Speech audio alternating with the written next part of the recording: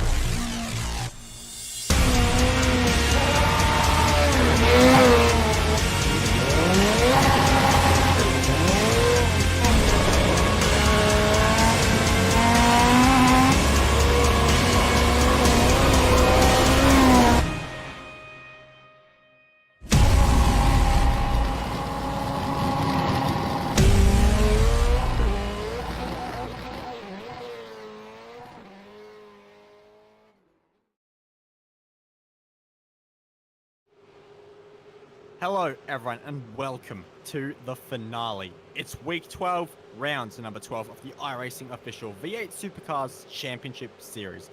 It's been a series of highs and lows, shocks and thrills, and the odd three-wide photo finish to boot as well. So how else could we wrap up this roller coaster of a series than with a showdown between our title protagonists at one of the fastest, scariest, most commitment-heavy circuits in Australasia. Ladies and gentlemen, brought to you live on the iRacing Esports Network and broadcasted by V8 Online, this is Phillip Island. This is 46 laps. This is 2 pit stops. This is crunch time for Sam Blacklock, Forza Nabi, and Wayne Burke. I'm Bo Albert, back in the commentary booth for this series with Zach Hanlon alongside and Mr. JK Kennedy, bringing you the pretty moving pictures with some sound as well. Zach, heading into tonight, Sam Blacklock holds a convincing lead in this championship picture and is without a doubt a favourite to walk over the trophy tonight, but there is one slight problem in the form of the chasing duo behind him in second and third in the championship, with Forza Nabi in particular, who with only 7 rounds counted has the potential to really close that outright points gap down and really put pressure on Sam at the death of this championship. Yeah, that's absolutely right, Bo. Forzan is very hot on the heels of Sam in this championship, and as it stands, he's probably the only person who has the potential to take it away. The other contender being Wayne Burke. He's got a rather large deficit to make up. It's not mathematically impossible, but we're probably thinking that it's quite unlikely. And Forzan, I think he knows that he needs a win tonight, and we can already see that he's currently sitting in preliminary pole position at this stage. So he's going to have to rely on a little bit of trouble for Sam, but, you know, we've seen a lot of different things happen throughout these races in this iRacing V8 Supercars official series. So it's going to be game on tonight, and both those drivers are going to be looking to get a very strong result. Yeah, absolutely. And it's going to be a very tough field to get any kind of result tonight because there are some very quick drivers who don't race every round this championship but have decided to jump in for tonight. And looking at the likes of Jake Burton, who's dived in. Brady Myers, who is sometimes a regular in the series, dived in as well. And in the previous split of this race, him and Sam Blacklock had a cracker battle for the win throughout the entire time. So we have plenty of things to look forward to when it comes to this race, but strategy will be at the forefront. 46 laps, Zach, and 2 pit stops. It's going to be tough to decide when you come into the pits and how you pit as well, because it's a tricky pit entry as well with grass all around and a very fast entry speed. Yeah, that's right. And we even saw some pretty interesting strategies out at Spa last week, where they had a very similar situation, very long race and a double pit stop.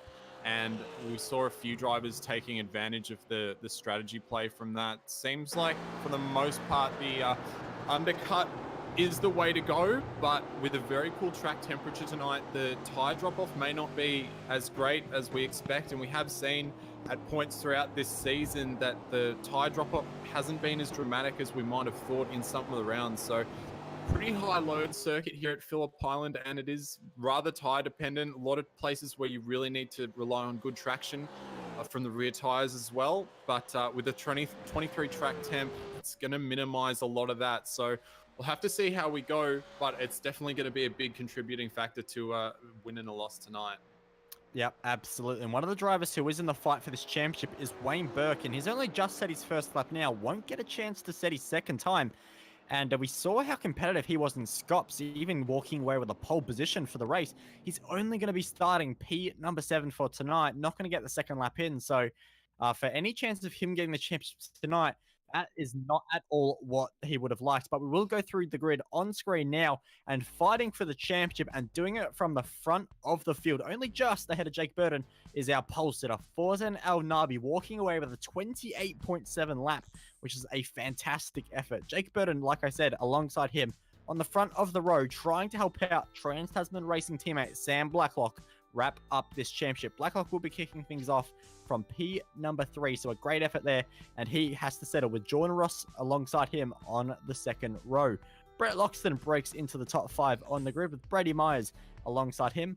Wayne Burke fighting for this championship is a bit of an outside shot, but we'll see what he can do with 215 points on offer tonight. We'll see what he can do. Cooper Webster will kick things off from P number 8 with Corey Preston and Riley Blythe, who is in a Speed Cafe ERT car with black rims, I can report, kicking things off from the top 10. Yeah, then we have Carl Stokes out of P11. Brian Borg's going to start out of position number 12 with Chris Coxhead in 13th position. He's lined up next to CMR's Steve Jansen. Warren Pickering's going to take out 15th position with Greg Sharp coming out of 16th. 17th for David Kinman. 18th for Reese Keane. Emily Jones down in 19th position with Brendan Jackson, rounding out the top 20. And then we have Mark Samuel, Mikhail Latishov, Braden Bateman, and Brenton O'Brien, unfortunately not able to set a time in that qualifying session. And he looks like he's going to be running or actually, is he? I think he's in a Speed Cafe ERT machine as well. Very good to see an Australian team getting a big sponsor on board. And we'll hope that he can progress his way through the field this evening. Yeah, absolutely. A very big signing for the guys at ERT, and definitely one that continues to boost the profile of sim racing throughout, of course, with a lot of good events coming up for sim racing, including our very own V8 Online will be at the Sydney Nationals, part of the VSR Showdown. But that is a story for another time, because the story right now is the grid and these 5 red lights that will make the run all the way down the Gardiner Straight and into the incredibly quick turn number 1 as the revs rise for the final time and the clutches drop, and we're away for 46 laps here at Phillip Island. And Fawzan Al Nabi gets a great launch immediately into the lead. Jake Burton settles for P number 2 with Sam Blacklock, but it's all on behind as they're fighting their way into turn number 1. High speed, you have to sort yourselves out. And so far, it looks all clean for the field, but turn number 2 is where it's going to get all the bit closer. You can see a very big battle, including Brady Myers, Jordan Ross right there as well, trying to squeeze each other out on the exit as they fire their way now into a great passing opportunity at the start of this lap. A big braking zone for this hairpin coming up, and we see one of the ERT cars, I think that is in the grass, hopefully a safe rejoin, and can slow it down. Another car off as well, the full car of Brett Loxton. He has to rejoin the circuit as well, so all kinds of cats, and I think Wayne Burke off as well, who was one of our title protagonists and we'll try and see who that was for Synergy Sim Racing. But that's Siberia, one of the self-dismal cars, and it's all gone off. Pursuit Sim Racing around, big contact, one of the Velocity cars involved as well. Brendan Jackson backwards on the circuit. And Zach, that was coming a long time because that mid-pack was very messy for a long time. Yeah, it's very hard to navigate these tight corners here at Phillip Island, and Emily Jones got involved in that one as well. I think it was Kyle Stokes coming into Honda, who was all out of crossed up on the grass and managed to slow it down before he made the inside of the corner there. But yeah, bit of a bad accident for those cars at the middle to end of the pack there. But a good clean start from the guys up the front. Jake Burton got an awful start comparatively to Forzan El Nabi, and now Riley Blythe is having a little bit of a look on Corey Preston. Riley's got a little bit of damage on the side of his ERT machine right now, so he's going to have to do a little bit of work to get himself back up, and he's already up 2 positions though so far, so good progress. And also having a look at Brady Myers and Wayne Burke. Wayne very hot on the heels there, might make a bit of a move down into Honda here, but not quite close enough at this stage to do anything with it. But Wayne is still in 6th position and definitely can have a good chance this race. He was under attack into the hairpin and got all kinds of crossed up on the exit and has to take a tour through the grass and will lose a lot of spots in the process. Started the lap in P number 10, drops down to 14. So sorry to cut across you there, but Fusion Sim Racing not up to the start they would have liked at the start of this race. So a massive disaster there for Pickering, who has had really good speed, managed to qualify in the top and managed to get into the top 10 pretty soon. But one driver that's not worried about a top 10 because they're in the lead right now is Forzan El Nabi, but he does have a bit of a problem. Jake Burton really starting to make a charge, and they have slightly dropped away from Sam Blacklock, who did start the lap right with them, but maybe a little issue for Blacklock on the lap. But no such issues for Jake Burton in the slipstream down the Gardner Straight, and we can't forget that last time out in the Strength of Field Series, Jake Burton was your race winner. Can he do it up the inside? Thinks about it, just backs out for now. But for Forzan El Nabi, who's going for a championship here tonight, Zach, this kind of pressure is not what you need. Yeah, well, I think that's kind of what it's all about, isn't it? Jake Burton is teammate to Sam Blacklock, and he's not in the championship run at all, and Forzan very close to losing it as he came out of the exit of the Southern Loop there, and that's going to give an opportunity for Burton here to go round the outside, very late on the brakes for both of them. But Forzan has that preferred inside line. It is very difficult to go around the outside at Honda there, so Jake just tucking back in. But I definitely think that Jake is playing into the hands here of his speed advantage, and just, I mean, he can really go for it and do anything he wants, really. Forzan's the man with everything to lose, and Jake's kind of just here to help his teammate and kind of hold back Forzan as much as he can. So I expect that we'll see that. I expect that we'll see Jake Burton putting on massive amounts of pressure to Forzan for as long as this race as he possibly can. But for the time being, Forzan doing a really nice job. We do have Corey Preston and Blythe now, and Blythe going down the inside. He's going to have to go around the inside at turn number 11. He's got some good speed coming out of there, but Corey Preston's just going to chop him off as they come into turn 12. Riley Blythe just barely not touching the back of that cross-continental motorsports car, and now pulls out. Got a nice run out of turn 12, going to come down into Doohan Corner on the outside. Very difficult to make it work, but they're going to go in there 2 by 2, very late on the brakes for Blythe. Corey Preston manages to hold that inside line nice and tight, and that is a position for Riley Blythe. Very nicely done there as they come into the Southern Loop. Yeah, absolutely. Had to do it the hard way around the outside, but had the guts to do it, had the momentum as well, and is already slowly beginning to skip away from the cross-continental motorsports car of Corey Preston. So great move there for Riley Blythe, and even though it is a little odd seeing him in a Holden Commodore, it has to be said, doing a fantastic job. And Preston's struggling a little bit at the moment, and this is slowly beginning to create a bit of a train as a lot more drivers are getting into this, including Chris Coxhead and Brian Ball, as we've just seen that Braden Bateman has actually made his way into the pit lane already, so he's had some kind of issue, and there was a lot of damage to that car at the start of the race, and I think instead he's actually just decided to pull off the road, and his day is done. So a disaster there for Braden Bateman. But nonetheless, for the rest of these drivers, still a massive 42 laps to go.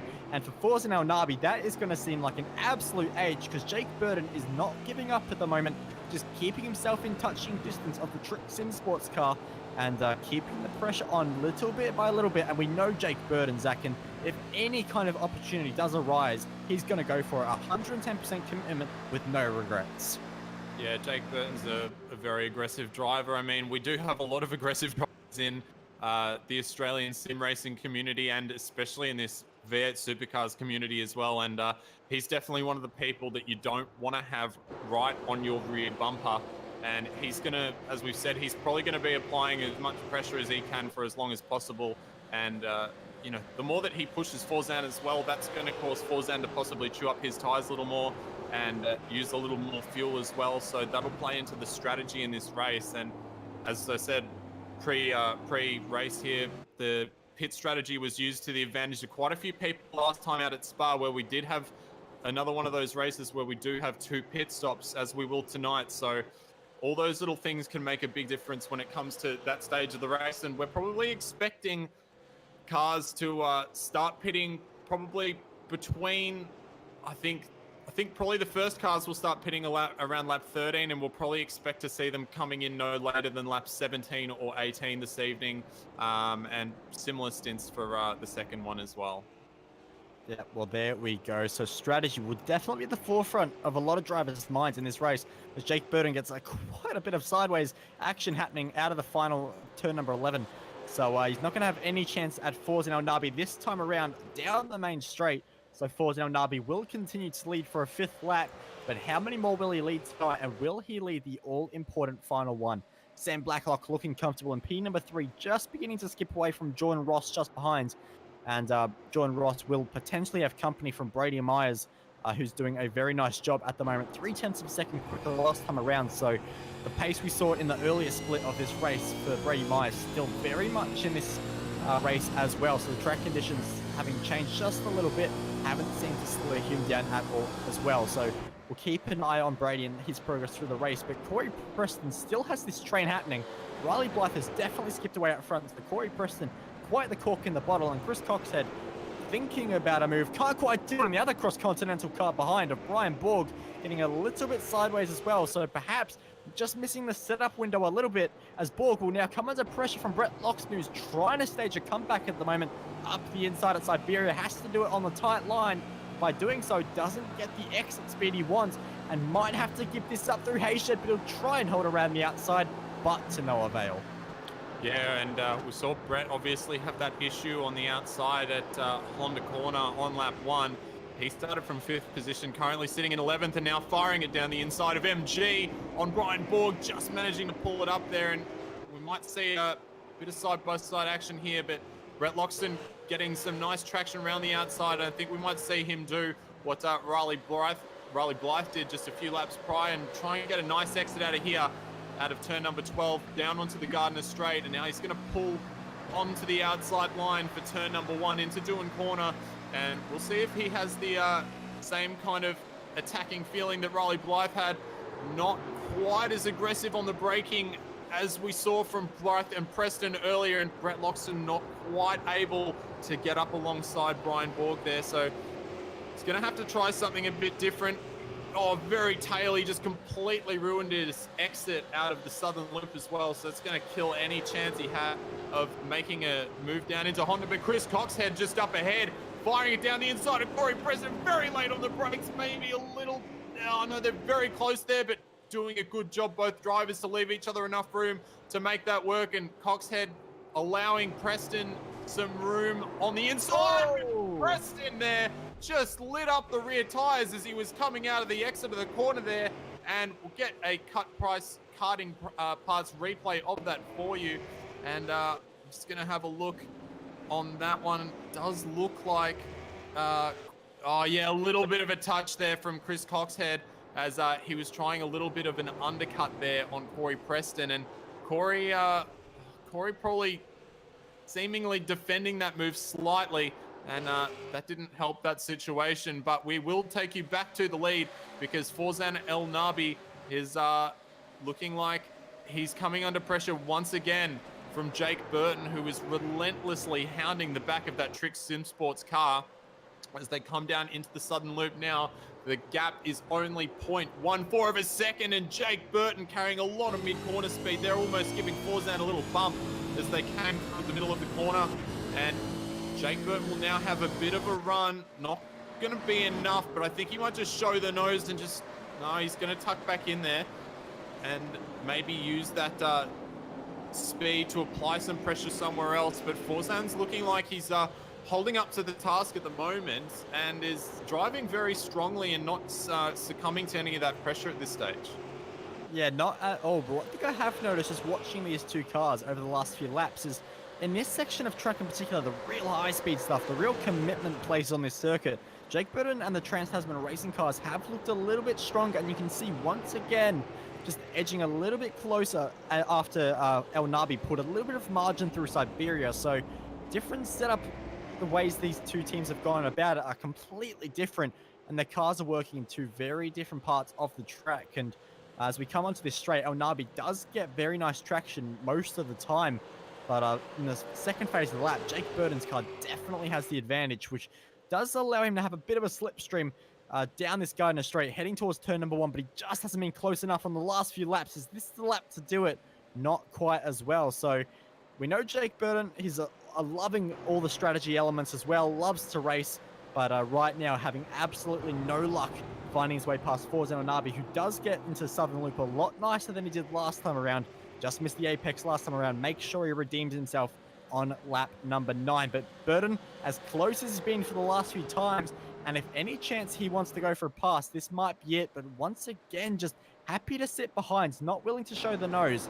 And that could potentially be a good strategy, because at the moment they are not being caught too much by Sam Blackhawk behind, who did actually set the fastest lap of the race last time, the fastest laps out of the entire pack last time around, but not by a margin for the top two to be too worried. So at the moment they're comfortable to keep on following one another, but Kyle Stokes and Warren Pickering are not content to just be following one another, as Stokes dives up the inside of the Fusion Sim Racing Ford Falcon. And after that early second lap mishap for Warren Pickering, where he did light the tires up a bit too aggressively out of Honda, just not able to redeem himself at all. But Borg and Loxton are on once again, and we've seen him once dive to the inside of MG. Will he do it a second time? Of course he will. It's Brett Loxton. Lots more commitment, maybe too much commitment, and he gets into the side of the Cross Continental Motorsports car. Brian Borg goes for a little half spin. Loxton does indeed get the position, but will he feel the need to redress that after a very large moment? And by the looks of it at the moment, having no intentions to redress. So Loxton moves himself up one position, and Brian Borg all of a sudden has Chris Coxhead for company. Yeah, and Chris Coxhead has been putting on some really cool driving performances in the last few rounds and getting into some really nice battles. And he's not afraid to show the door to a few people, and neither is Brian Borg. In fact, we saw Brian have a little bit of an incident last time out at Spa with Brenton O'Brien. So we definitely know that he doesn't give more than an inch than he needs to. So be interesting to see this little battle here. Coxhead's got a good run. He's about a car length and a half back, which isn't quite going to be enough for him as they come down into Honda corner. But both of them just running a little bit deep, taking a late apex as they come through Honda and through Siberia. I've noticed the last few times as well, very different lines through that corner for Chris Coxhead and Brian Borg. Chris liking to take an early apex with more mid-corner speed, and Brian just trying to get a bit of a better exit and take a late apex out of there. So I think there seem to be a lot of teams who have the car set up very differently for this track, and we can see that a lot in the driving lines, and that's going to have to be something these guys think about when they're going for overtaking moves, as well as where their car's going to be stronger and areas they might be more susceptible to a comeback if they don't have too much of a lead ahead. But for the time being, Brian Borg is able to keep ahead of Chris Coxhead, and Brett Loxton's checked out from that, so I don't think that he'll be redressing that position. Kind of questionable as to whether he should, but yeah, it doesn't look like he's thinking about it at this stage. Yeah, definitely not. So Loxton does indeed decide to hold on to that position, and Brian Borg will be left thinking about what could have been, but he still finds himself in a top 9 position at the moment, which is a great result for him. And if he can hold on to that, that'll be awesome for Cross Continental Motorsport after a bit of bad luck in the last few races for him getting involved in the odd incident or two. And this race definitely hasn't been the start they would have wanted after some very strong qualifying positions for those drivers. But at the moment, Chris Coxhead just not able to get close enough to launch any kind of attack. So we'll have to wait once again. And Coxhead actually coming under a bit of pressure from Steve Jansen as well, who is a driver who definitely likes to drive a bit of everything, competing in the GT3 series, the Porsche series as well, that we have on the iRacing Esports Network on Wednesday nights. But at the moment, Jansen finds himself in the V8, which I think a lot of us are probably familiar with him driving quite a lot, and trying to range onto the back of Chris Coxhead, but not able to do it at the moment. But your race lead at the moment did extend out to about 0.6 of a second at one point during this race, of this lap, sorry. But Jake Burton just been able to reel it in just a little bit more, back down to about 0.3 of a second. So anytime El Nabi gets a little bit of an advantage over Burton, he's instantly able to reel it back in. And looking at the YouTube chat, a lot of people in there as well, just thinking that Burton definitely has the speed at the moment, but just thinking strategy. And with 2 pit stops, which, you know, we're onto the lap 12 now, Zach. Pit stops will start to become a factor if anyone wants to go for a short stop, or even the next 3 laps. That's probably an optimal place to take your first pit stop. You know, any little bit of fuel you can save there is going to be such an advantage. And, you know, I'll throw this question to you. If Burton is indeed fuel saving, and he does get to jump Forza and Nabi in the pit stops, will he be able to run away out front and break the slipstream from Forza behind? Or do you think this battle is going to go all the way to the final pit stops in the final few laps? I kind of think it depends on when these guys decide to pit within each other. It's really difficult to say. I think that if Burton's ahead, I think he's definitely got a little bit of extra pace in that car, and he might be able to pull a little bit of a gap. But I think Forzan's feeling quite tenacious tonight. I think that he really knows that I think he wants to make sure that he can do everything possible to ensure that he has a chance of winning this championship. And first place is that's the best case scenario for him, and I think he's going to fight for it till the end.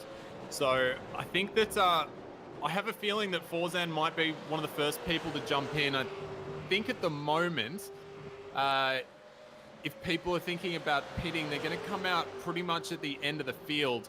And they might have a little bit of clean air. So I think they've got the opportunity for a bit of an early stop, and I think Forzan would be the best person to be taking advantage of that.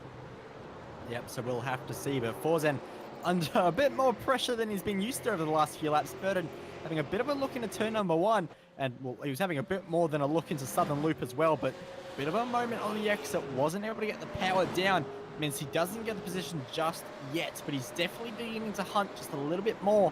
And the margins between the two cars into braking zones, into turn-in points, getting a little bit closer and a little bit more aggressive from Jake Burton behind. So this is the part of the race where he starts to turn up the wick a little bit and really start to make Forza and El Nabi work for this race lead, which they've extended to almost 2 seconds now over Sam Blacklock, who's still running in a comfortable third and currently championship elect position as well. So Blacklock doing everything he needs to do while Burton fights it out with El Nabi out front. But at the moment, we do have another battle happening out on track as Webster finds himself going side by side into the hay shed. A very brave move to make it. He's just about done it, but Jansen doesn't make it. He goes for a trip through the grass, and the CMR racing team unfortunately has to become a lawnmower racing team for just a few seconds. But Jansen does gather it up quite nicely, able to hold on to the track just about in the end, and will be able to continue that fight with Cooper Webster, who is in one of many SpeedCafe.com ERT cars in this race. But Webster doing a very nice job at the moment, having to stage a little bit of a comeback. Qualified in P number 8, only just worked himself back up to P11 as well. So his next target is Chris Coxhead, who continues to try and make something happen with Brian Borg, and he's a lot closer now, but still cannot get any form of an opportunity to present itself. Yeah, they're doing a good job having a little battle there and keeping it clean though. And there's actually a really big gap between Brian Borg and Brett Loxton now, and Brett Loxton's actually caught back up to Riley Blythe. So Riley Blythe's going to be coming under a bit of pressure from Loxton in the next couple of laps, and he's been lapping about half a second quicker for the last couple of laps. So I expect that we'll see something happen pretty soon, although I think that some people are going to be starting to come into the pits very shortly as the lap time. So we were talking earlier about the tires going off and how bad it would be. And at this stage, it's about a second off the fastest laps these guys are doing right now. So 1:29.0, the fastest lap for Forzan El Nabi this race. 1:30.0 was his last lap. Oh, Loxton. Oh, that was quite the dive into MG. Thought about it, was right out to the grass as well. Trying to get to the very inside of Riley Blythe, but only just able to back out at the last second. And that's actually made a little bit of a margin between the two once again. So Blythe just able to skip away by maybe 0.5 of a second at the moment. But Loxton definitely looks the quicker of the two. And last time around, he was 0.5 of a second. So that half a second gap that Blythe got won't last very long. But Loxton definitely keen to make some moves in this race and not afraid to do it either, as Carl Stokes is one of our first drivers who will dive into the pits on the lead lap at the moment. So that's very interesting to note, as the gap at the front has extended to half a second once again. But more importantly, Sam Blacklock just slowly beginning to get closer to Jake Burton as well. And that gap that was about 2 seconds from Blacklock to Burton is now down to only just over 1 second. So Blacklock at the end of the stint just beginning to make a bit more time, drop Jordan Ross behind and bring himself a little bit closer to the top two.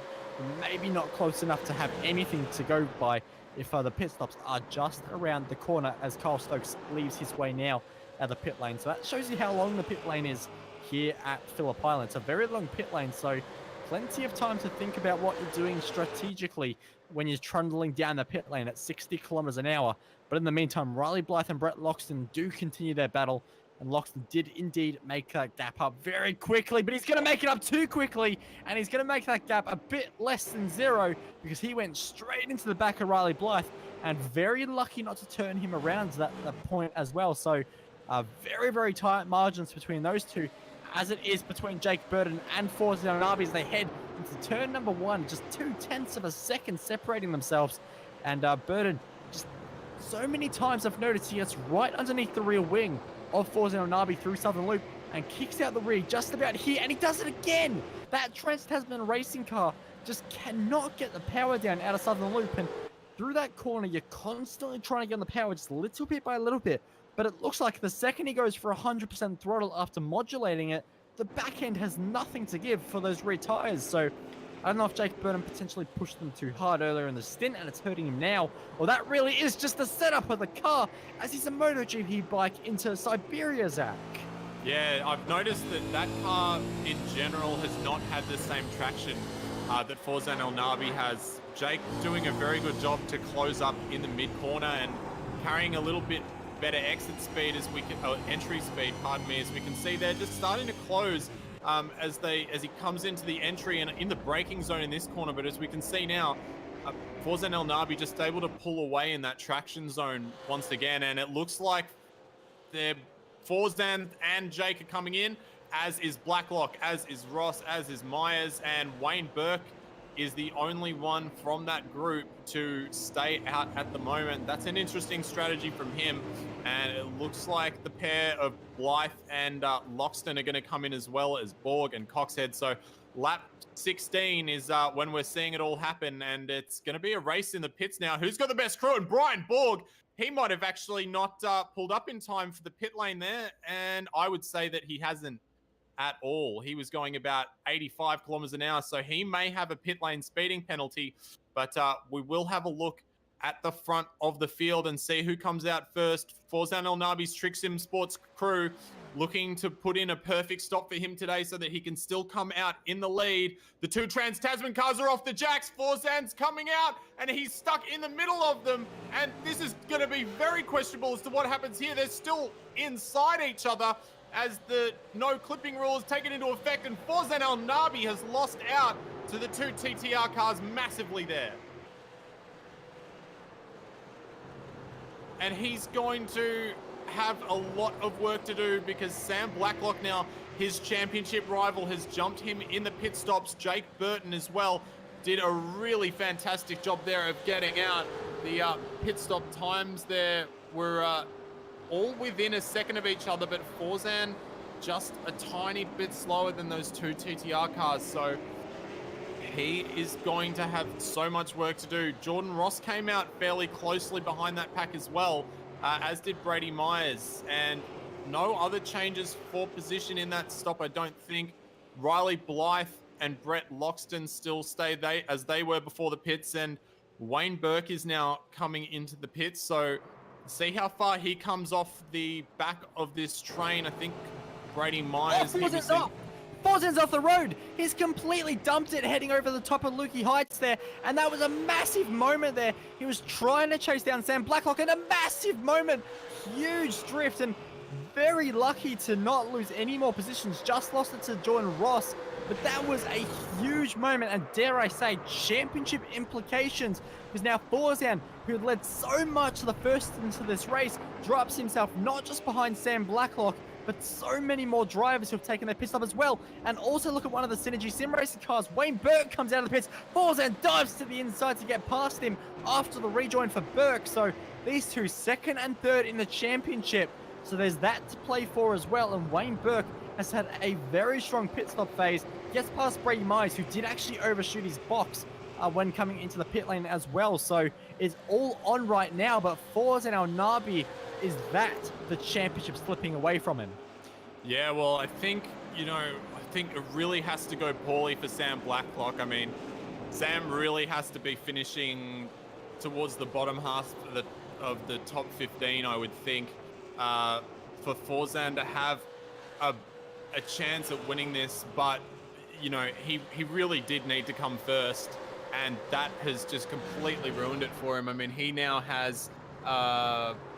what is it, oh, it's bigger than that. It's like a 5 or 6 second gap up to the lead now. Oh no, it is 4.5 seconds up to the lead. So still not impossible for a good pit stop and some fuel saving to make that recovery, but it is looking less and less likely by the second as those two TTR cars now. Be interesting to see if Jake Burton possibly drops back and gives his teammate a little bit of a slipstream there and a bit of help to get him towards the end of the next stint.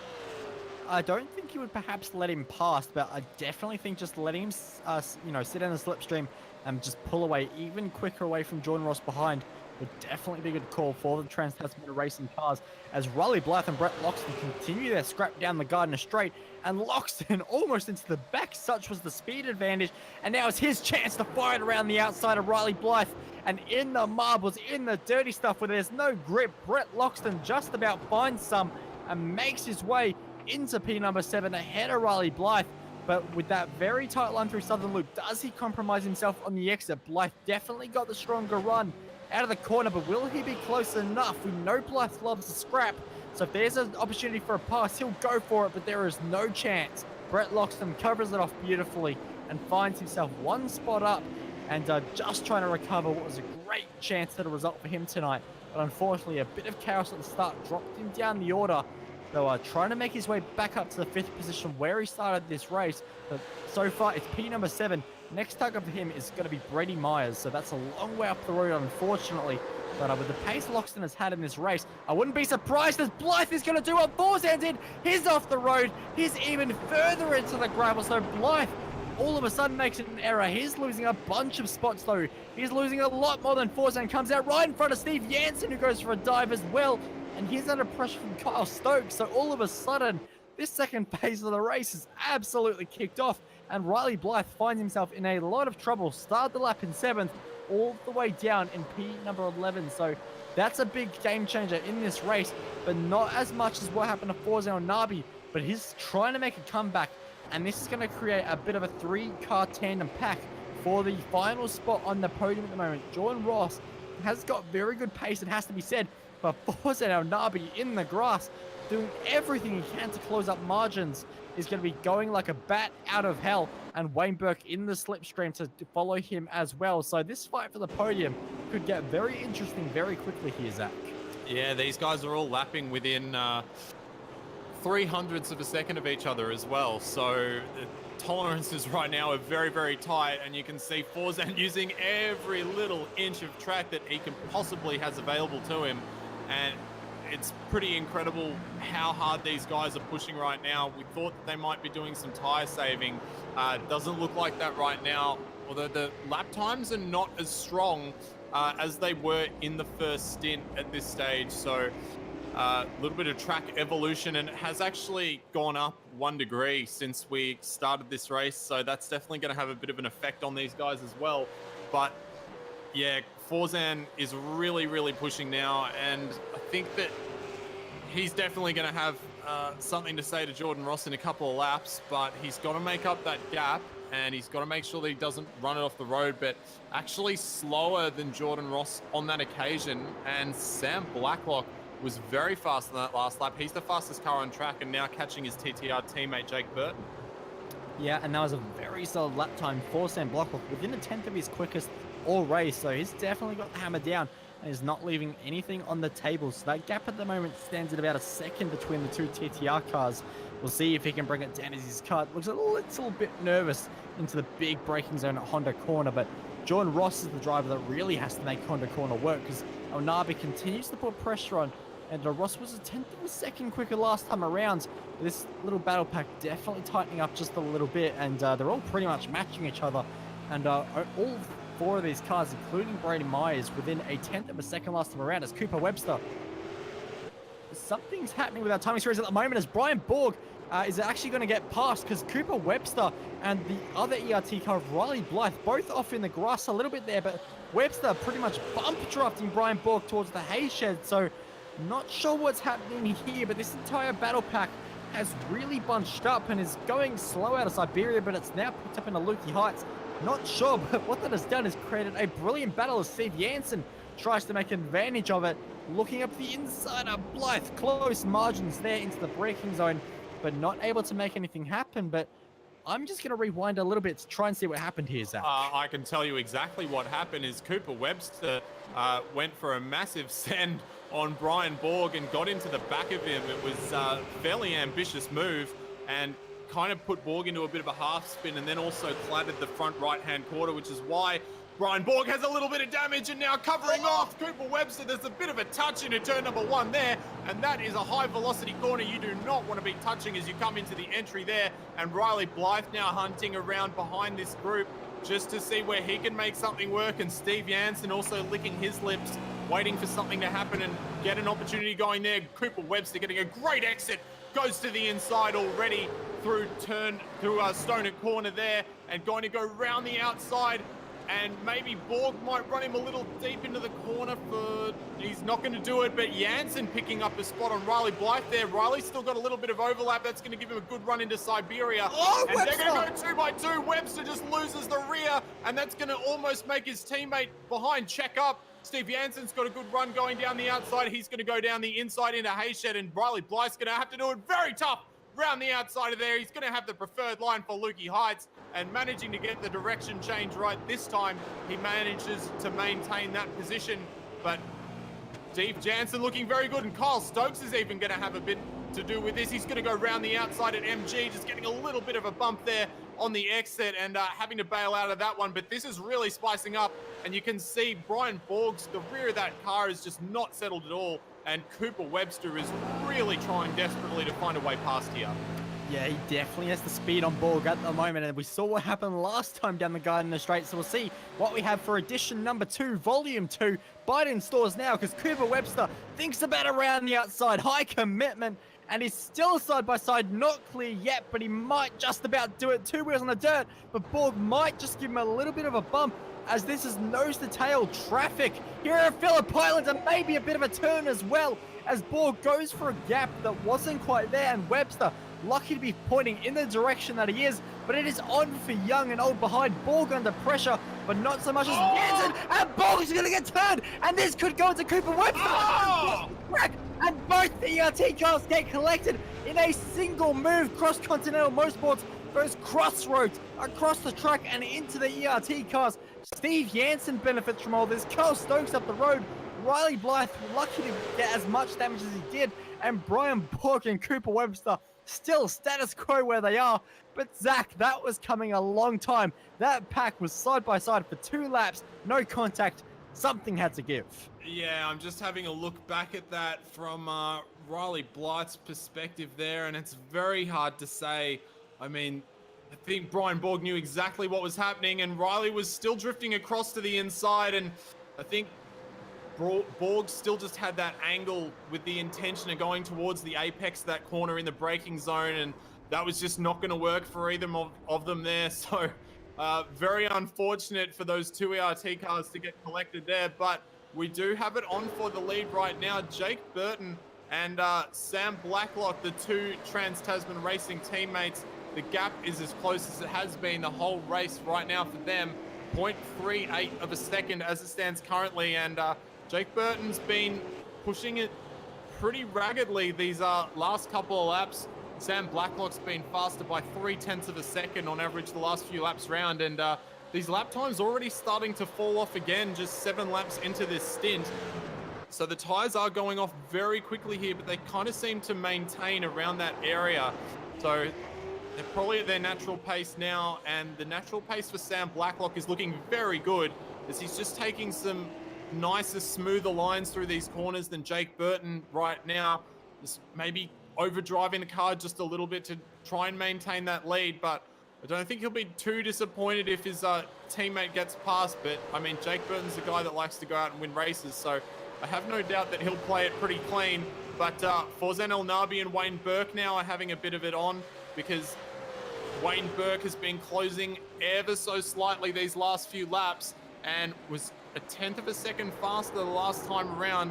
And he's another one of the guys who we've seen put in some great performances. And we've got to remember at the beginning of this race as well, the top 7 cars were only separated by 0.3 of a second in that qualifying session.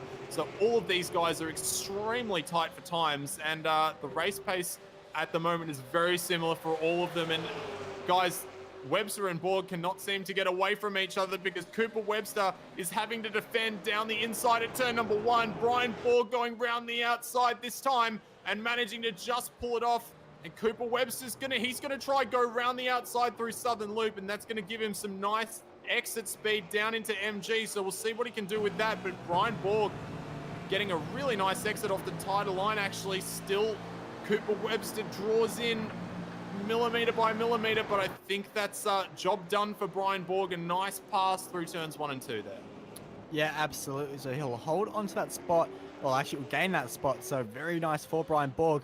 But I will see how that battle does indeed develop, as the leaders do indeed get within half a second one another. And Corey Preston actually involved in a battle as well, getting past Reese Keane. But Keane's going to try and dive back into Siberia, but not quite able to do it.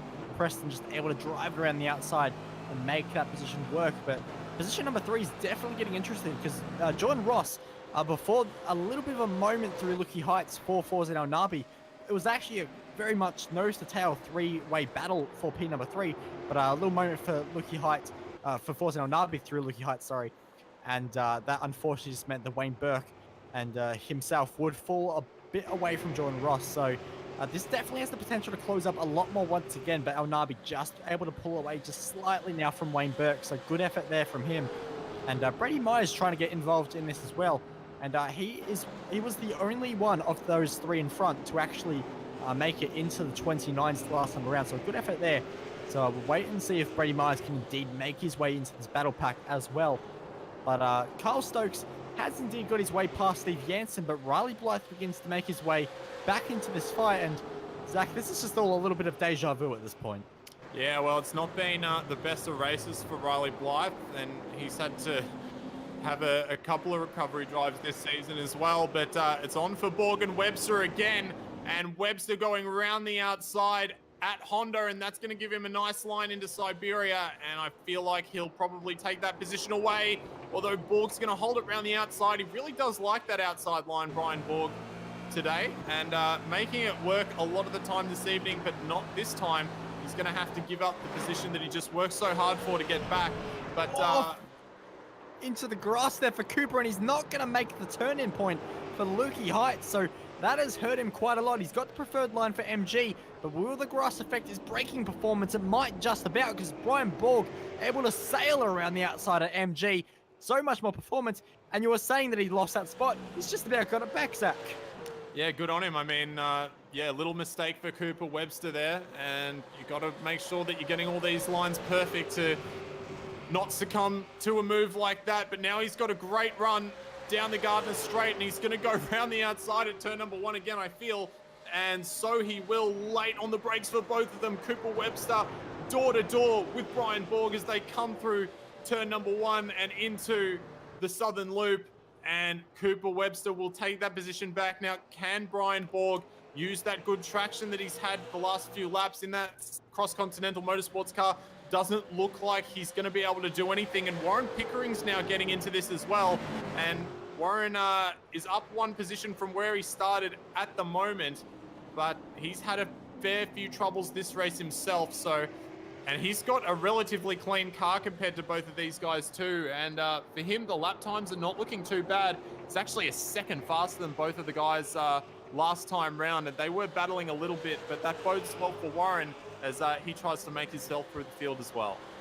Yeah, absolutely. And of course, he had that little issue at the start of the race, but definitely making amends now. So he's had some very strong pace and showing just what he is capable of. So that's a great effort there for Warren Pickering as Borg just looks up the inside, but not able to do anything with it. So it looks like Borg might have just decided to sit behind for just a little bit more, but a little bit more in this battle pack just about means 5 corners at this rate. These two have been going at it.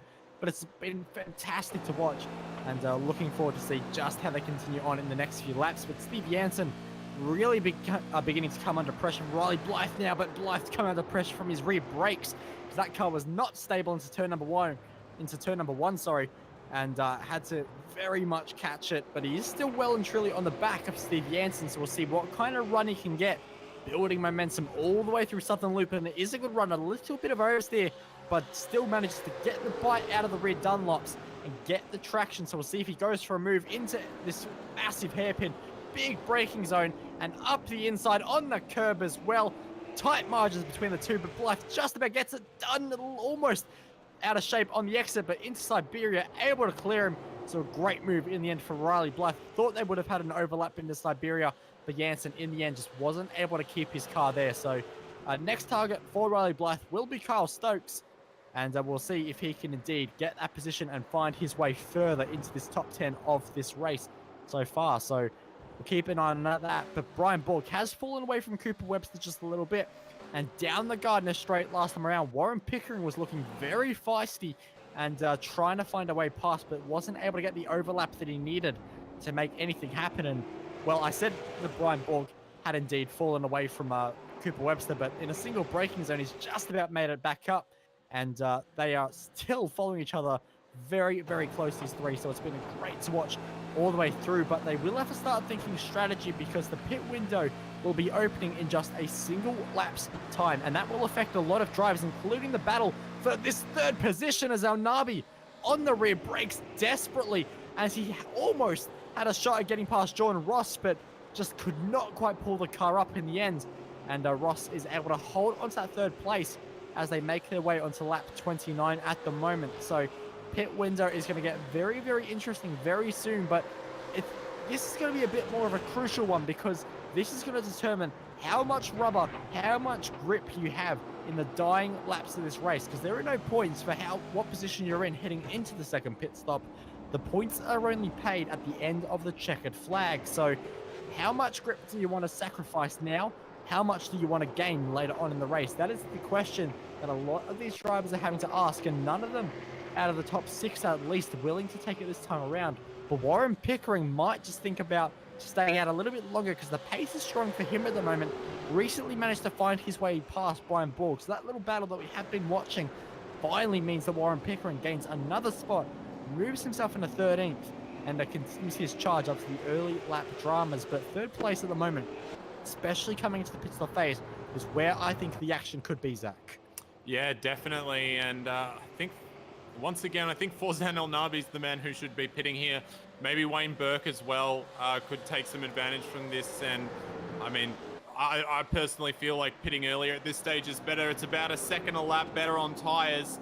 And we've seen as well that the Trick Sim Sports pit crew not quite as fast as some others around him. So he's going to want that fresh rubber early to get that track position. But I have noticed, as we were saying earlier, the lap times kind of start plateauing about, 7 laps after 7 laps into the stint. The tires kind of stay around the same area for lap times. So the guys are all doing at the moment, or all the guys in the top 6 are currently doing around a 30 flat or a 30.2 at the very least, and 28.9 is the fastest lap of the race so far. And when they came out last time, they were doing about 29 ones, 29 twos. So I think that some fresh rubber would really go a long way. And Wayne Burke has decided to pit, and I think that's a good decision from him. So we'll see how that plays out for Wayne Burke.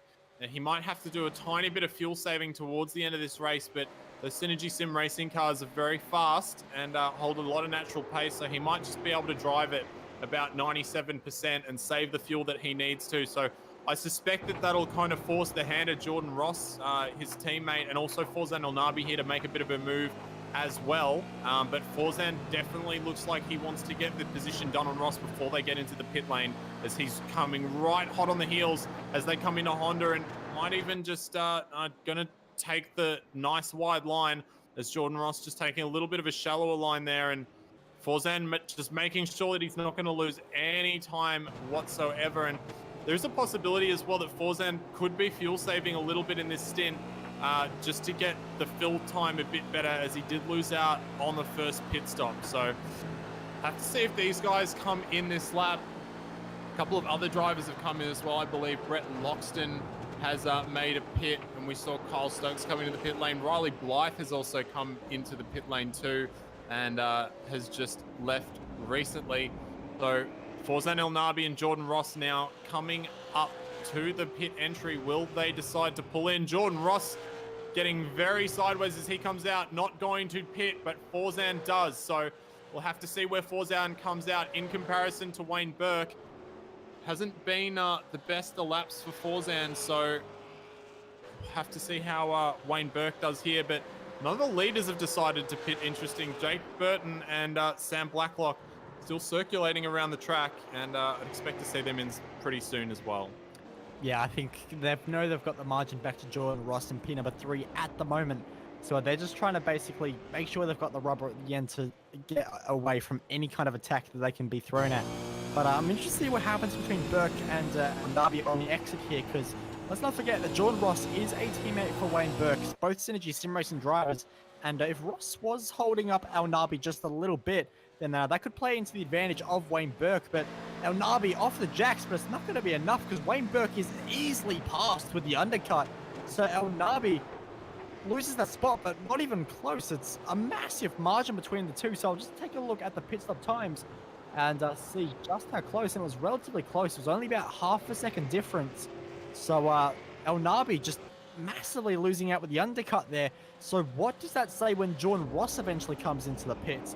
Because Elnabi was right behind Jordan Ross. So Wayne Burke could all of a sudden find himself on the podium of this race with just 14 laps to go. But then the issue will be that they'll have a lot of tyre wear. Two drivers that won't have tyre wear, as such a big concern, will be Jake Burton and Sam Blacklock, who dive into the pits, as does Jordan Ross, as expected.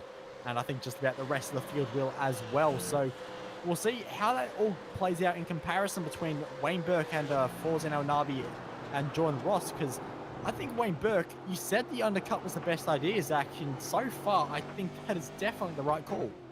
Yeah, well, I mean, a second a lap is it's pretty massive, especially when you've got a car only 6/10 or even less ahead of you.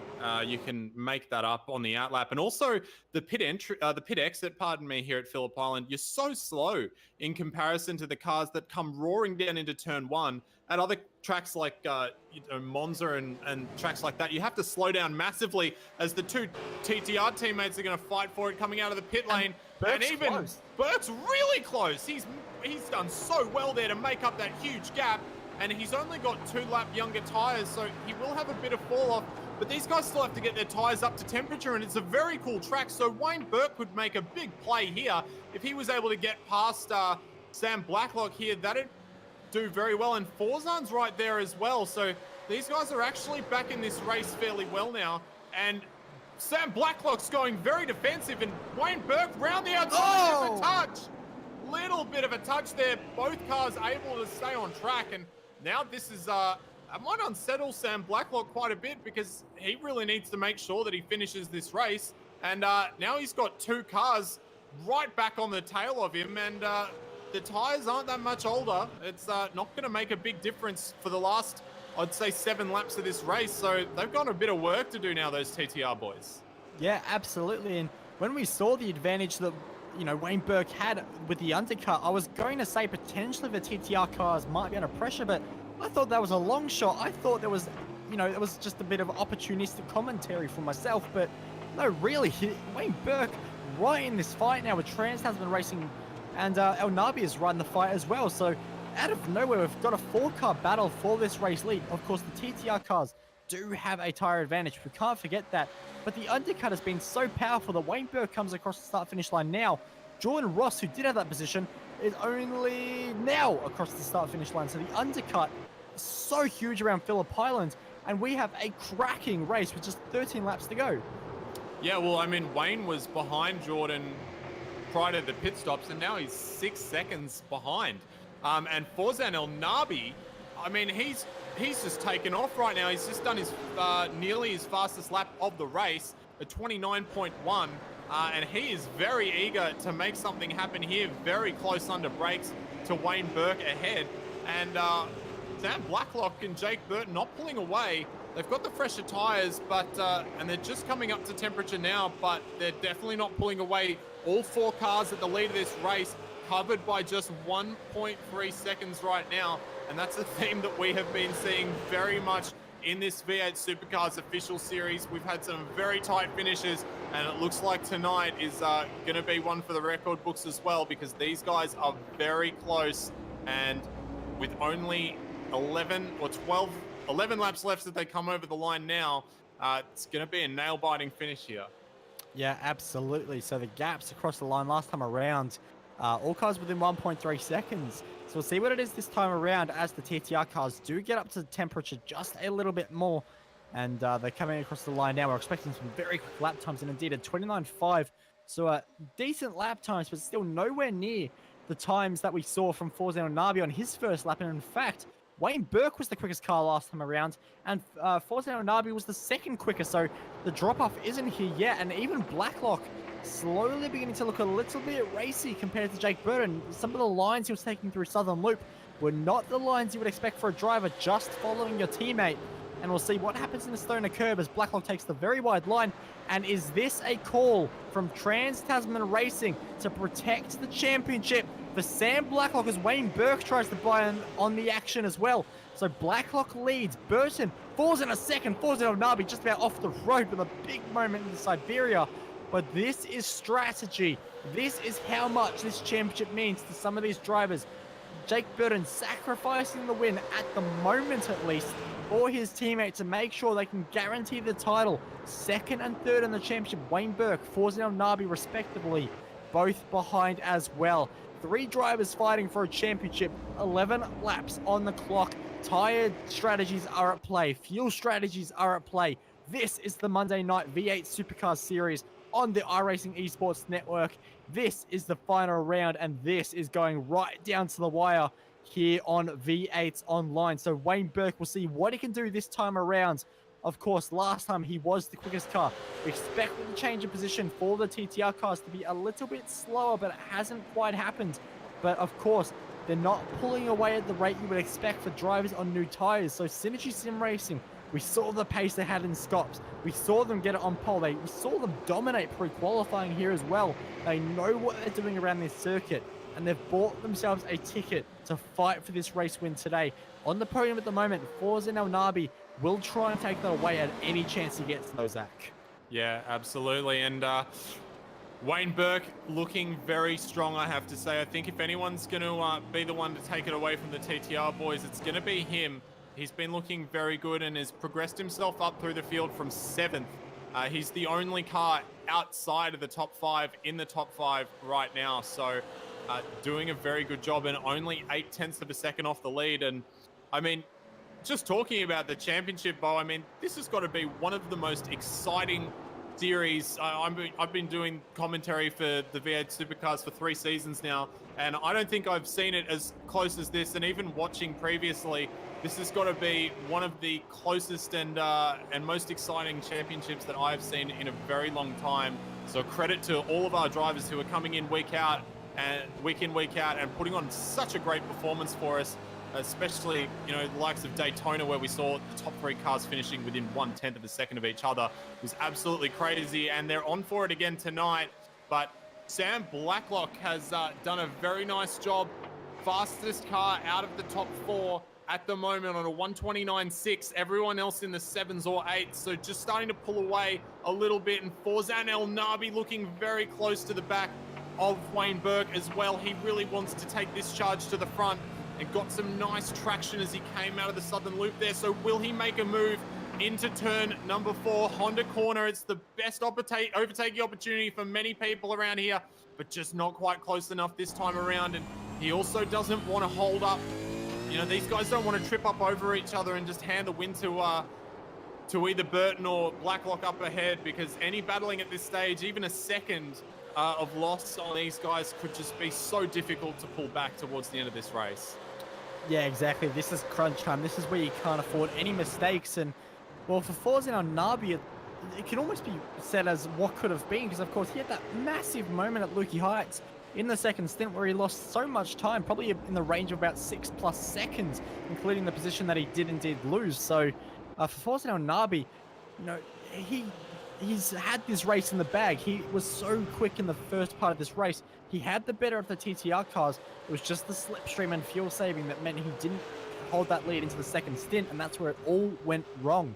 So Forzan El Nabi, he wants this win. He knows he has the pace to do it, but at the moment, just not able to do it, and the pace falling off for El Nabi a little bit quicker than it is for the likes of Wayne Burke.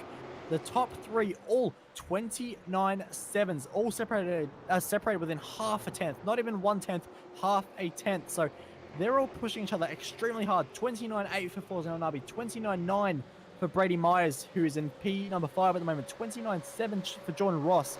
This championship is decided by tenths of a second, and at the moment, this entire field is so close. There is nothing to choose between anyone. Yeah, it's absolutely crazy, and it just, I mean, the level of competition this season has been great as well, and I think Sam Blacklock has just been putting in some fantastic performances, and we will hope that he makes it to the end in position number 1 tonight and can clinch that first championship for himself. That'll be very exciting for him, and be nice to see a TTR driver to pick up that championship. Brady Myers has actually done a really good job as well to find himself in 5th position, and he's been pretty much running the pace of the leaders the entire race, and he is only 4 seconds off the lead right now. It's a bit of a shame that he just fell off in the early stages of that race, but we will focus our attention just to some other people in the field at the moment, because we have been following the top 4 very closely. And there are some other great little battles that are starting to form at this stage. Kyle Stokes and Riley Blythe, who's been in the wars a bit today at Phillip Island, but Kyle Stokes has been starting to close on him the last couple of laps. And Kyle Stokes has really been doing well since he joined that Synergy Sim Racing team. Obviously, they're setting up the cars possibly a little more to his liking, and he's started putting in some really good performances. Currently in the top 10 at the moment, looking to take 9th away from Blythe, and looking very strong as he comes down the Gardner Straight there. Very nice job in the slipstream, very committed and late on the brakes, doing a nice job to just hold that inside line there, barely clipping the inside curb, which you don't want to take too much of because it can push you out, and holding a very smooth and tight line.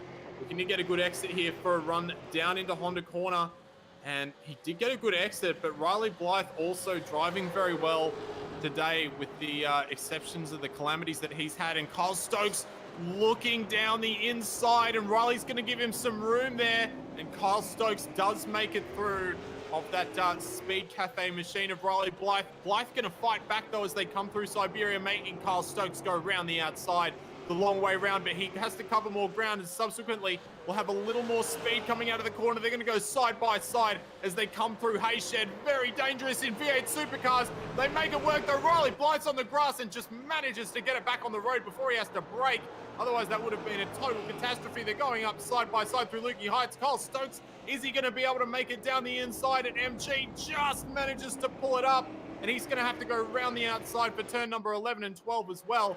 Great side-by-side driving from both of these guys, but unfortunately, Kyle Stokes just having to pull out as they come through the exit of turn 11 and into turn 12 here. Yep, absolutely. So no opportunities just yet for Kyle Stokes, but the gauntlet definitely being laid down at the moment, and he's had some great pace, like you've said, and especially in the last few rounds. So we'll see what he can do into turn number 1. Thinks about the inside, goes for the inside, but does he get up the inside? No, he doesn't, because he makes contact with Riley Blythe, addresses immediately. But Steve Jansen, he says hello, and he is now well and truly in this fight. But it doesn't look like there's any damage on the ERT Speed Cafe Commodore. So we'll see what Riley Blythe can do, but he's immediately under pressure with a much better run from Stokes this time around. A bit of four-wheel drifting from Riley Blythe there as they fight their way into Honda corner. Hard on the brakes, just dancing with every bit of grip they've got. And at the moment, Riley Blythe holds that spot, but Stokes really under pressure from Jansen now. And this is going to get very, very feisty, because this is for a top 10, and there is always bragging rights over who gets the top 10, Zach. Oh, yeah, absolutely. And Steve Jansen is probably... I mean, he could be driving this a little bit better. He was kind of following the guys as he came through Honda, and he actually got a really nice exit out of Honda as well, but just got chopped off by Kyle Stokes as he came back across the track. And he's been overtaken by these guys previously, but that little battle that they've been having, maybe it's heated up the tires a little bit, and they've also been tripping over each other a little bit. He's now back in the fight, and definitely good for a top 10 position, possibly if he's able to hold on to the back. But Kyle Stokes once again has a nice exit out of 12 and is going to look for the run down into turn number 1. Riley Blythe going to opt for the outside line this time round, which he has been using to good effect throughout this race. And Kyle Stokes doing a really nice job to just get the slide job done in there and just cut in and under and up in front of Blythe as they come into the southern loop. And that's job done for the time being. So long as he can keep good traction, he should have that position done. But he will have to cover very heavily as they come into Honda, because Riley Blythe is going to go wide out through Stoner Corner, and he's going to go down the inside at MG. And as always with Riley Blythe, fighting very heavily with the rear brakes. And today, it's a fight that he is not going to win. He's going to have to bring a different sword to that battle next time and try and pull it off. But he's lost that one out to Kyle Stokes, and Steve Jansen is now sitting inside the top 10. So it's been a bit of a shocker for Riley Blythe today, but that one was all by himself. A little bit optimistic as he came into MG there, but nice job from Stokes to keep up that pressure, and he now holds position number 9. Yep, exactly. So we'll see what he can do. But Forza Nabi and Wayne Burke just been closing up the gap between one another last time around, as well as this entire front pack continues to lap within a 10th. Oh, I was going to say they all lap within a 10th, but unfortunately Forza Nabi was a 10th and 2,000ths outside of Sam Blacklock's lap. So the consistency is really falling off for El Nabi now. 2,000ths is just a nightmare. But El Nabi definitely putting pressure on Wayne Burke at the moment, as this top 4 has not given up one bit as we head to 4.5 laps to go. And this is where the money is made. And, well, there's no money to be made, but figuratively, this is the game time. This is where the drivers have to put everything they've got into these last few laps. Make this the best few laps they have driven, especially for Sam Blacklock, who is leading this race at the moment and needs to win his first iRacing V8 Supercars official championship. He's in the money seat at the moment, but can he make it all the way to the end of lap 46? It's one of the longest races we've ever had in the iRacing official Monday night series. So the driver's really working it over this 2-pit stop race, which has produced this spectacular finish as El Nabi tries to get a good run onto the Gardner Straight, but just not quite got the run that he needs to challenge into turn number 1. But we've seen him be very strong out of Southern Loop, so just maximum commitment as Burke doesn't quite make the corner as well as he probably would have wanted. And now El Nabi really has to hook up this left-hander as well. And Burke taking a very tight line, actually meeting with the grass. El Nabi just going a little bit wider to try and carry the momentum, but just a little wobble on the exit there means he doesn't get the momentum that he needs, doesn't get the run that he needs, so he'll be stuck in P number 4 unless he's feeling very opportunistic. Can't do it though. Shows the nose anyway, just to put him under pressure, as Jake Burton is actually right under pressure as well from that's Wayne Burke, who gets a little bit of a moment out of Honda corner as well. So it's all getting a little bit close between the top four now, and this could all just be bubbling into a very, very interesting last lap or maybe penultimate lap. We've seen it many times in the series, Zach, that everything just boils a little bit more and a little bit more, and then out of nowhere, it just explodes. Yeah, absolutely. I don't think that there's going to be any lack of action tonight. And Forzan's been pulling back this last lap. He was the fastest car on track by a 10th over these guys. So this battle is actually extremely interesting to watch. The way that the four cars ebb and flow between each other. You can see throughout particular stages, Forzan closes up on Burke, who falls away from Burton, who's catching up to Blacklock, and then it all seems to reverse its way back round as they come towards the second half of the lap.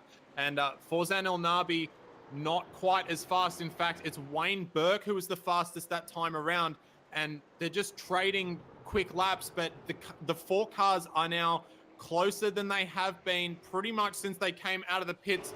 The top four now covered by 1.1 seconds.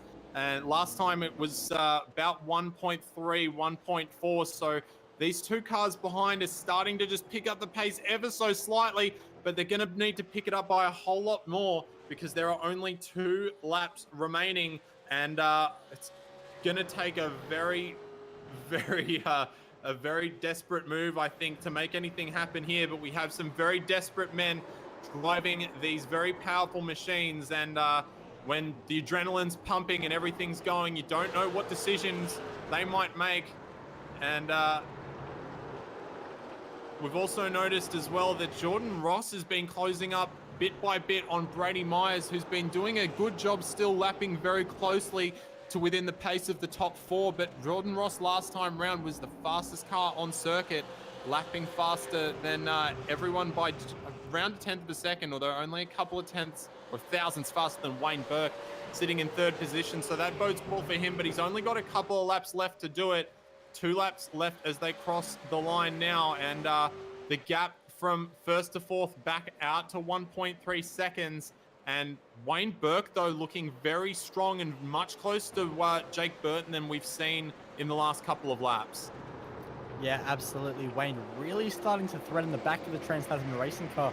And of course, for most of this race now, we have had a TTR 1-2, but Burke wants to have a bit of a say in that. Of course, he has to do this the hard way, qualified down in 7th, which for him would be probably a bit of a disappointment after how quick he has been. But looking to the inside now, doesn't quite commit, he commits too much, and he's made contact, and Burton goes around, and Burke is also going to have to lose. Well, you guys have to be very careful not to lose the spot to Forzan Nabi, who goes around the outside of Siberia, trying to use the camber to his advantage, gets a bit of oversteer to boot as well, as this is going to get very feisty. I said this could boil over at any moment, and indeed it has. 2 laps to go, and Forzan El Nabi now having to fight for P number 2. Blacklock, though, has been given a gift. He can run up the road and try and escape this. Burke sliding through MG. He might have overheated the rear tires in that move. Of course, he got sent sideways a bit as well. So maybe nothing left in the Dunlops of Wayne Burke.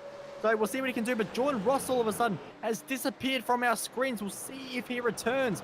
But he was catching up to Brady Myers, but not anymore. Back on screen now, though, but we will keep our eyes on P number 2. Blacklock starts the final lap of him not being an iRacing official V8 Supercars champion potentially, unless drama strikes at the last minute.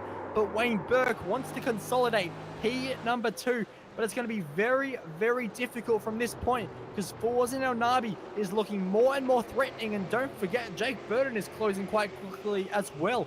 Out of those 3 in that little fight for P number 2, he has the freshest tires of them all. So we cannot discount Burton from trying something if he can find just a few more tenths of a second as they dive for the Honda corner all late on the brakes. Nothing left to give.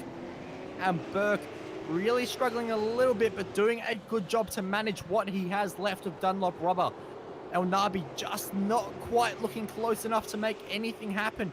And Burton still a little while away as well. So we might turn our attention to the number 5 car. Sam Blacklock leads through the hay shed. He's never won an iRacing official V8 Supercar Series. He moved over from the Race on Oz site where he played a bunch of other games, competing against myself and a bunch of others on the iRacing platform He wanted a new challenge. He wanted to try and compete against the best on this service. And through the final 2 corners, he might just be able to pick up another championship. He's won the Dev Series. He won the OSR Series just a few weeks ago. And through the final corner, Sam Blacklock for Trans-Tasman Racing will win Season 3 of 2018. He is your Monday night V8 Supercars Official Series champion in what was a great drive in the end. Wayne Burke would hold on for P number 2 with Forzen El Nabi making it onto the podium as well. First, second, and third for your championship, but it's not over yet for Brian Borg. He finds himself trying to desperately find his way past Warren Pickering at the moment. Fusion Sim Racing driver having to come from 15th on the grid, might have one final hurdle as Borg thinks about it into MG. Can't quite do it. 2 corners to go, and it would have to be a fuel drama surely for Warren Pickering to lose this 12th place and make this an absolute last second heartbreak. Misses the final apex just a little bit, but should be able to drive the car all the way to the line to pick up P number 12. Borg tried, wasn't able to do it in the end. But Zach, I'm just about losing my voice, so what a race that was. Yeah, that was absolutely fantastic. And, you know, if there's someone who deserves the championship this season, Sam Blacklock has been putting in some just absolutely fantastic performances. He's always been up the front, and with the exception of 1 or 2 races where he had some bad luck, I think Brazil comes to mind, and a couple of others, he's done just an absolutely phenomenal job all throughout this season. So a big congratulations to Sam Blacklock, and I'm sure that there's also congratulations for his teammates at TTR, because, you know, when you're part of a team like that, there's a lot of people who are helping out and putting in big efforts for everyone to try and succeed in that. And so a big congratulations to them for taking out the championship. But it was very well fought as well by the other guys who were very close to taking the championship, Wayne Burke and Forzen El Nabi.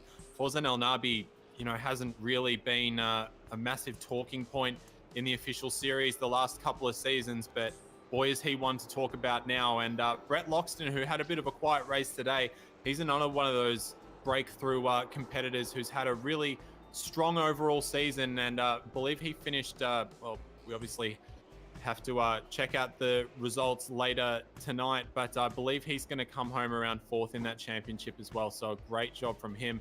But we will take you through the final race results for this evening, and it is your championship winner, Sam Blacklock, who went out on a high and won here at Phillip Island.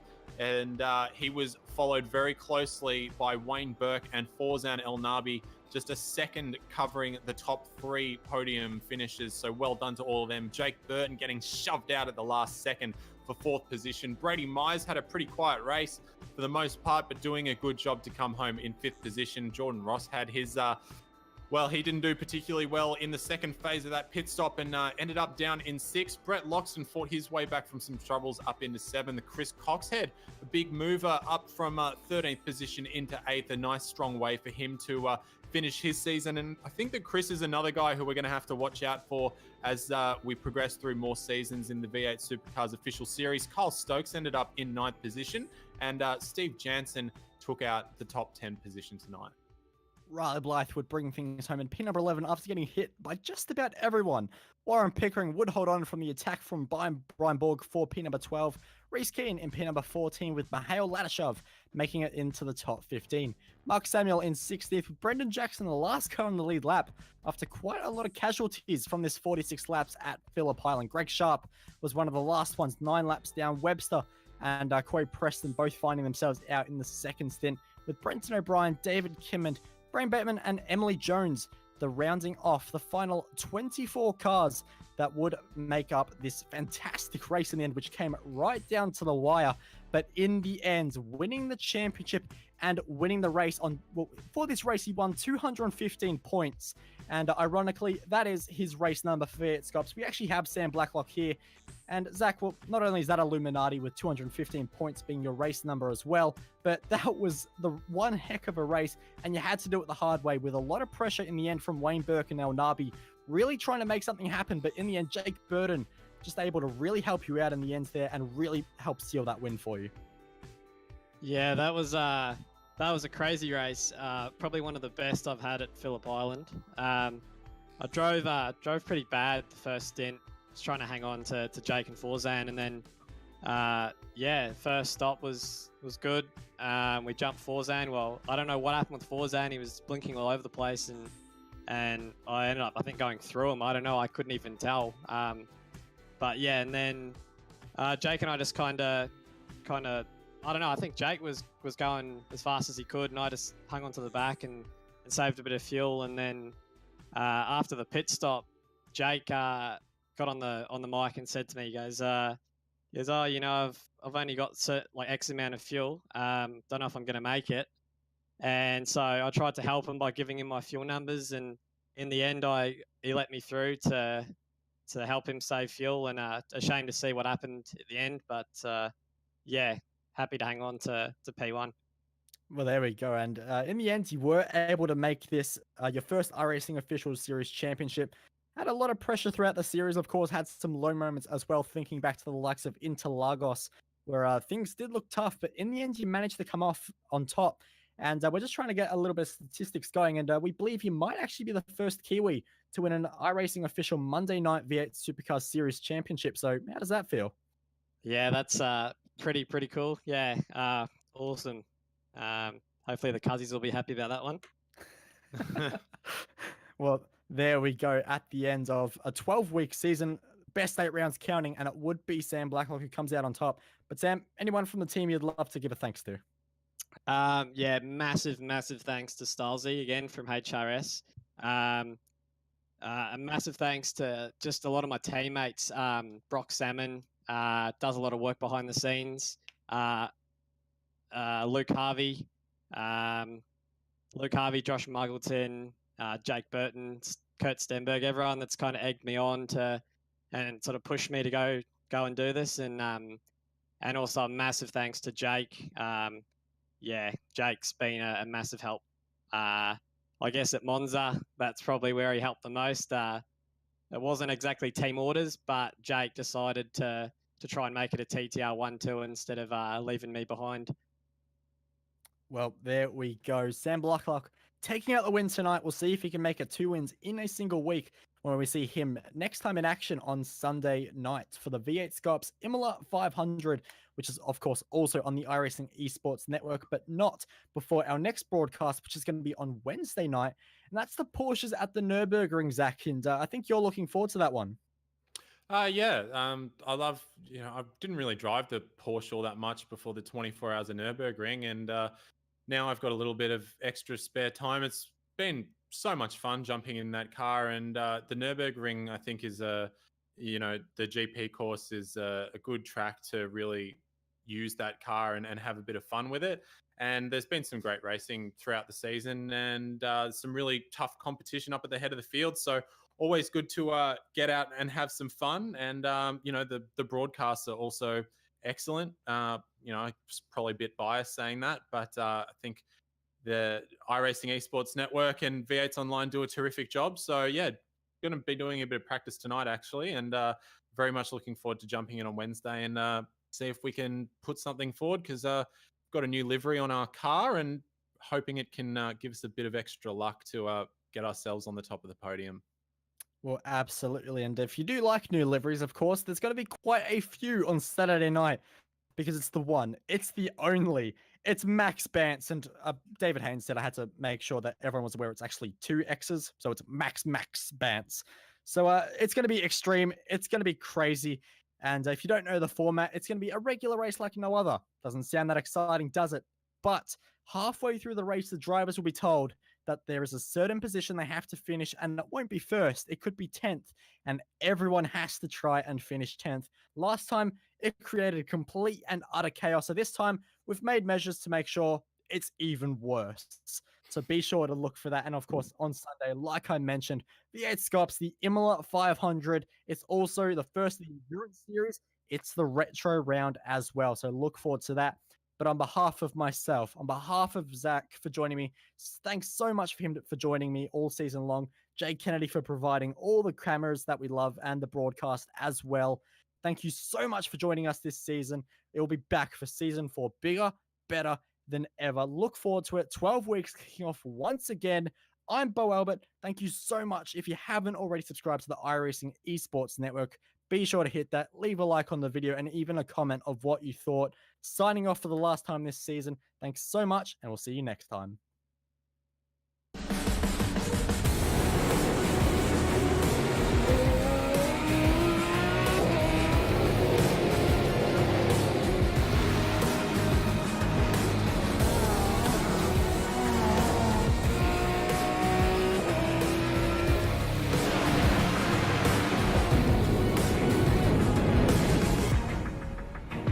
The following is a presentation of the iRacing Esports Network.